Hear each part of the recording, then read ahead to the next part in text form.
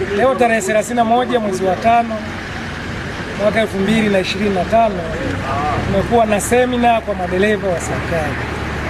Mada kuu tulizokuwa tunaziangalia, dereva ni nani? Dereva wa serikali ni nani?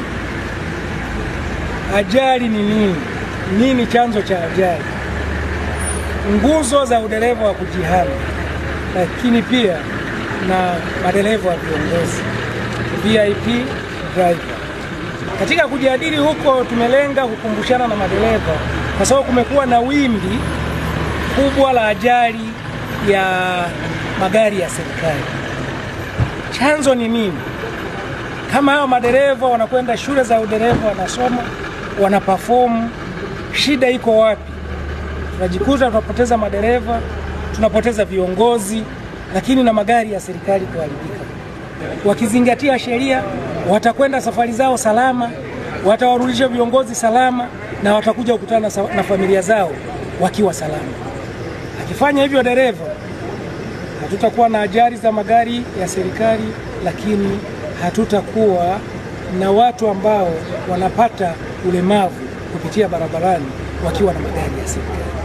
Kwa hiyo ni wasihi madereva kuendelea kujiendeleza kutoka kwenye VIP. Kuna kozi za mitambo mikubwa kama forklift, kuna kuendesha matrekta. Hizi kazi zina mwisho. Unapostaafu unataka kwenda kufanya nini?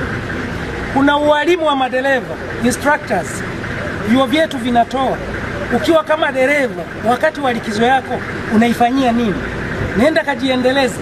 Unaweza ukasoma kozi za instructor, ukawa mwalimu wa madereva, ukarudi hapa Songwe ukafungua chuo chako.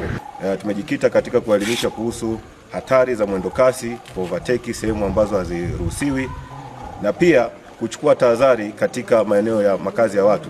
Ni aibu kubwa dereva wa serikali ukisababisha ajali kwenye eneo ambalo limekukataza. Kwa mfano, umepewa limit ya spidi ni 50 alafu kasababisha ajali kwa spidi ni zaidi ya 50.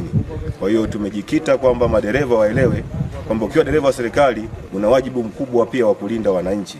Kwa hiyo shukuru sana ofisi ya RTO kwa kutuletea mafunzo haya, kwa sababu yametufanya tuwe wapya kwenye utumiaji wa barabara na utunzaji wa vyombo vya serikali. Pia tunashukuru sana ofisi ya RTO kwa maana ya kwamba madereva wengi wamekwenda vyuo kwa muda tofauti tofauti. Kwa hiyo tunapopata brush kama hii, inakuwa ni sehemu rafiki ya kuweza kuishi sambamba na sheria, kanuni na taratibu za barabarani. Jitahidi kuzingatia sheria za barabarani na kanuni za barabarani.